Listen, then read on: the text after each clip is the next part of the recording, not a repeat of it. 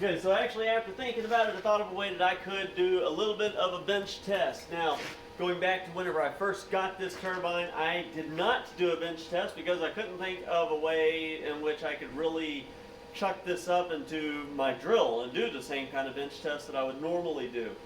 And I also, honestly, didn't really put a whole lot of thought into it because after seeing in person the way it all assembled, there was I didn't give it the time of day. Now, and this is something that somebody else has mentioned. That, it's a shame that I didn't get to see how it would perform if there had been real hardware.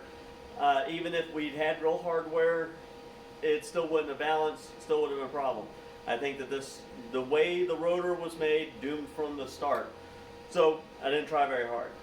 I am going to try and find a way to make it work now. And this is something that I've always done. The initial, bench test just to see what it would do with the drill. And this is what I've ended up doing. I have packed that with tape just to give that shaft a little bit of a soft exterior, and then I'm going to carefully put that on. Let's see. Get my my careful tool.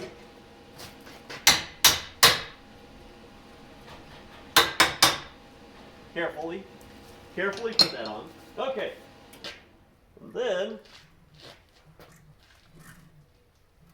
we're already making 5 watts. Okay, so we're going to use the same drill that I normally use for these types of tests.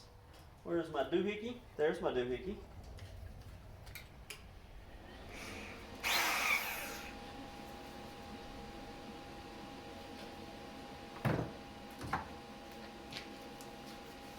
Glove up for safety in case something grabs and throws all the stuff across the room.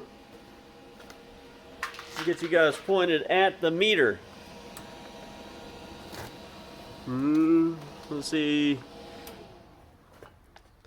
Just put it right here. That meter, the one that says 12 kilowatts, that's our broken meter. I think I found its use in my life now. It's going to be our test meter from now on because it's not good for anything else. Currently says 12 kilowatts. Our battery bank is sitting at 53 volts. A couple of the turbines must be hot. So let's see what we pull off here.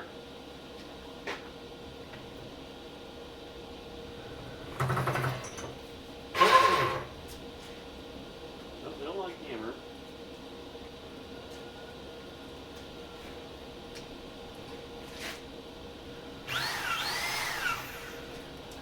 Yeah.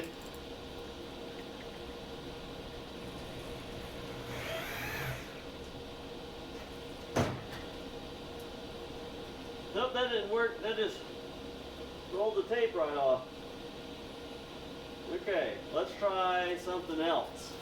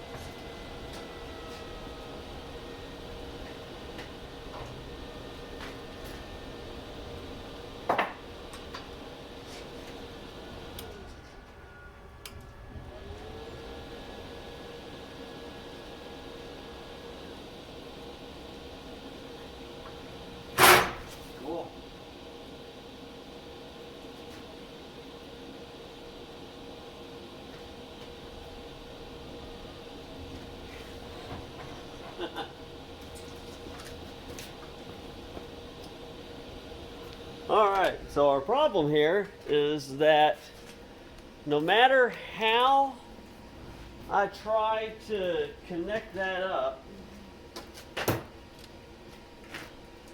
it just wants to throw the whole generator here around. We're gonna... I'm actually a little concerned about the way it behaves with those leads, because they might short out.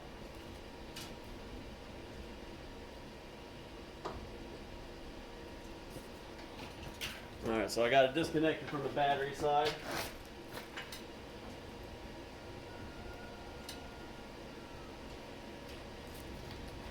Don't know if this is going to work, but I'm trying.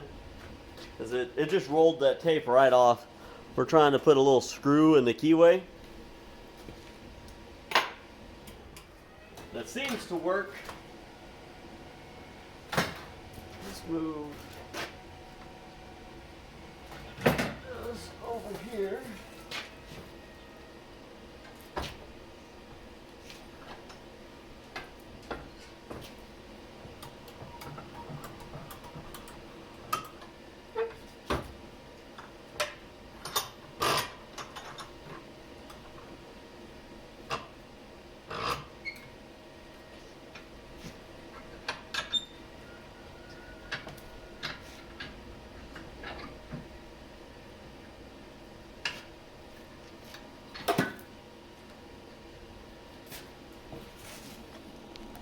Okay, so we got a lockdown in the vise. Let's see what happens this time.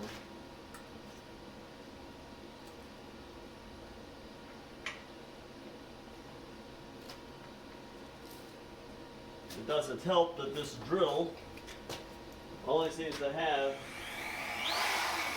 2 speeds.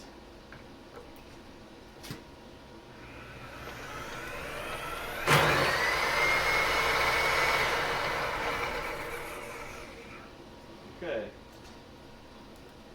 Let's see what happens there. Actually, as soon as it picked up, it pushed, it started skipping teeth. Let's hook it back up.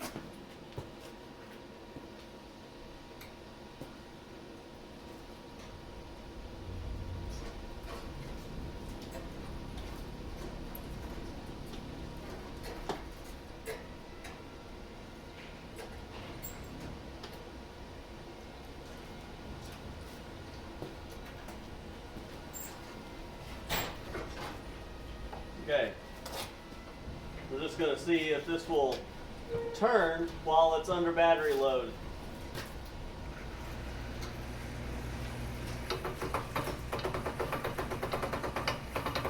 Nope.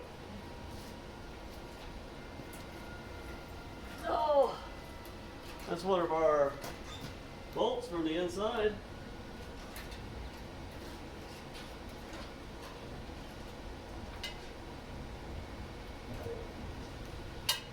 Of our beautifully constructed turbine body.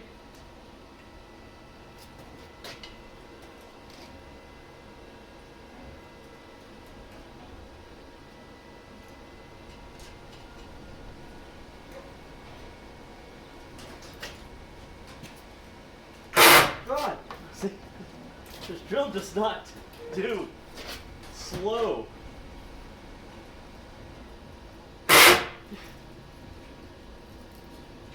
I wonder if I can turn it down. Ah.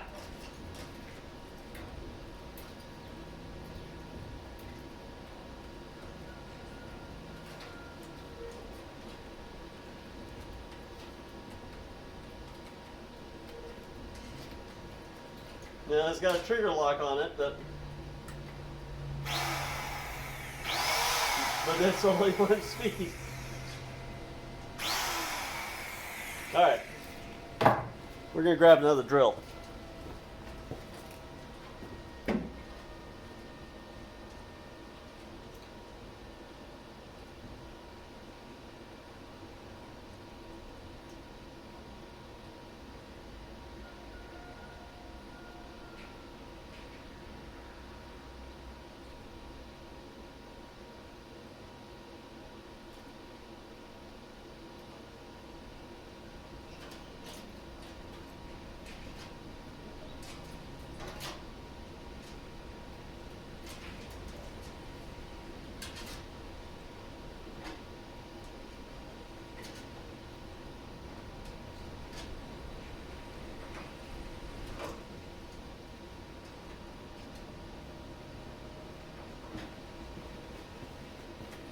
Alright, another drill. It is not as powerful a drill.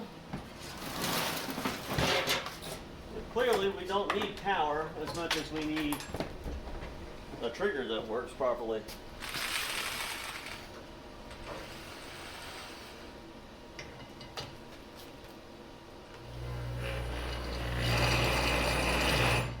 Wait a minute. Oh yeah, we're on.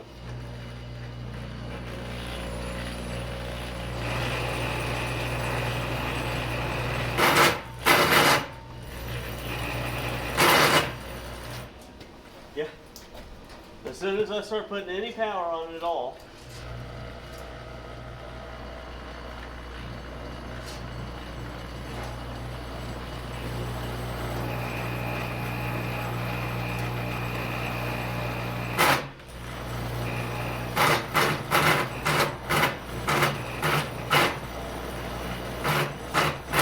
yep. We get any power on it whatsoever, and that belt starts skipping. I'm gonna aim you back over here, just so you can see. Right now our battery voltage is sitting at 51.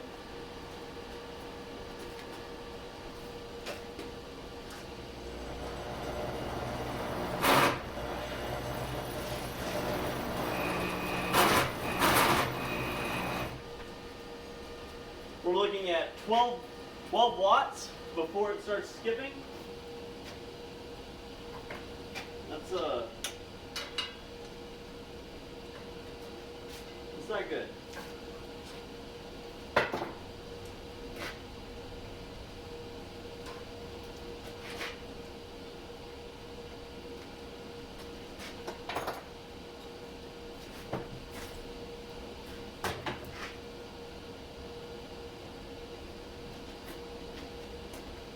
Okay, so I'm going to try something else. I'm going to try putting the rotor shaft back on it and turning it by hand.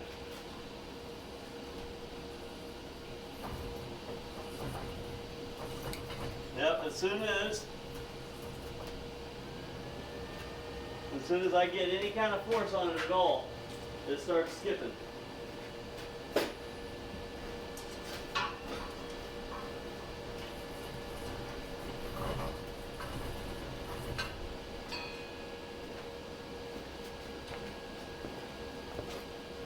We saw all of 10 watts probably over there. Let me get you guys under here just so y'all can see.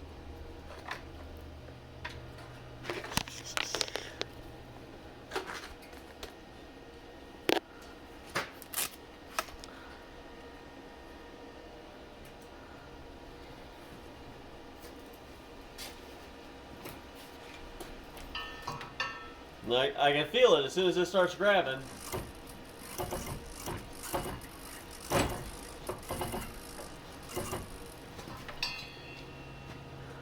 I don't know if there's a way to put more tension on that connection. Of course, this will this tighten it up? That doesn't look like it tightened it up. It looks like, whoops, didn't mean to kick that. It looks like the motor, the PMA that's in there, is as far away from the input shaft as it can get.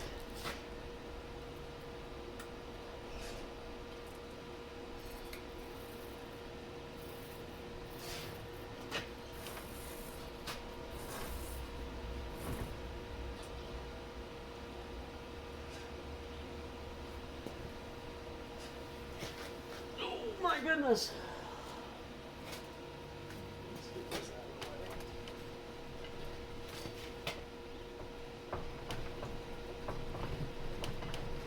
the way. Wiggle, wiggle, wiggle, wiggle, wiggle.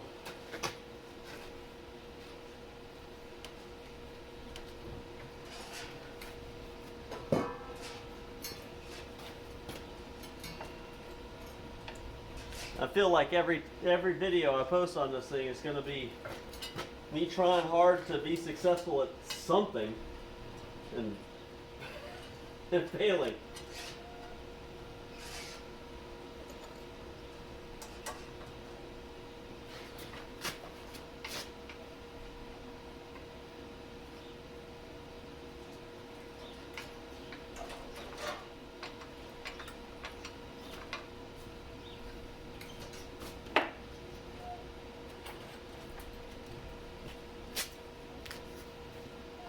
Need some fine motor control.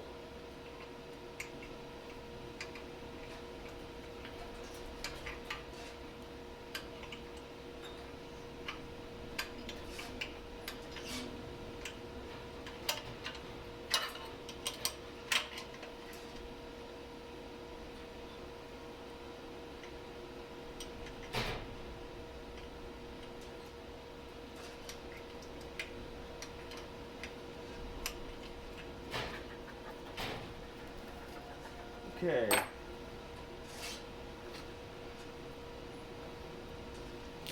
Got an idea, but that ain't gonna work.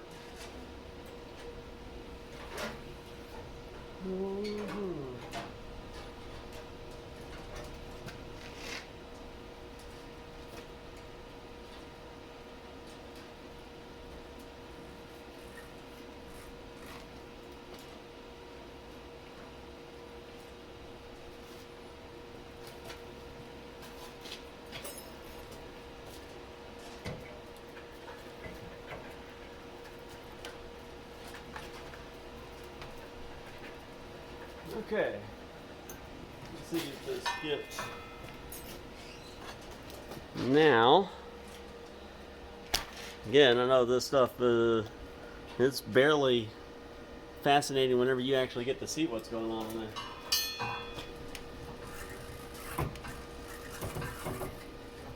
Yep, that skips almost right away. Well, it is better.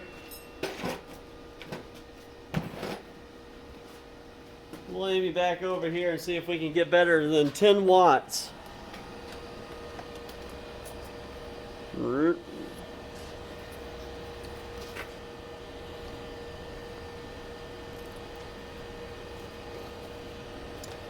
we can get a better view than that.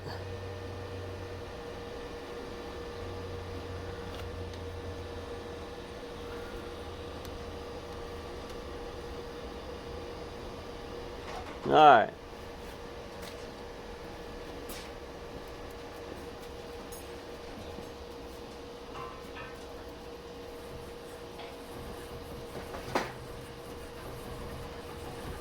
Oh, I think we saw 14.